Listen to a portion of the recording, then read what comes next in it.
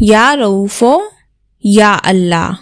ترجمہ: شفقت کرنے والا، دا کمپیشنیٹ۔ زندگی کبھی کبھی بہت بھاری لگتی ہے۔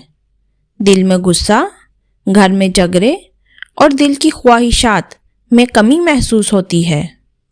اللہ تعالیٰ قرآن میں فرماتے ہیں، بے شک اللہ لوگوں پر نہایت شفقت کرنے والا اور مہربان ہے۔ وظائف: غصہ کم کرنے کا معجزہ۔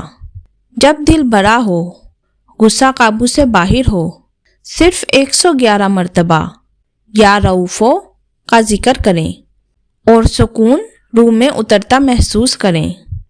خوشیوں اور نعمتوں کا مجرب وظیفہ۔ ہر مشکل لمحے کے بعد خوشیوں کا موسم آتا ہے۔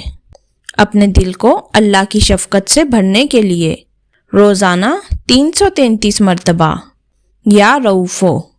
زندگی میں خوشیوں اور نعمتوں کی بارش ہوگی انشاءاللہ۔ وراثت کے جھگڑے میں سکون اور انصاف۔ جھگڑے جائیداد کے مسائل ہیں۔ ہر جمعرات اور جمعہ 313 مرتبہ یا رؤوفو کا ذکر کریں۔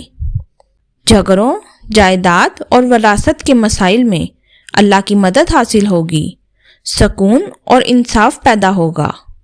حدیث میں آتا ہے، رسول اللہ صلی اللہ علیہ وسلم نے فرمایا، اللہ اپنے بندوں پر اس وقت سب سے زیادہ مہربان ہوتا ہے جب بندہ اس کی طرف پلٹ آتا ہے۔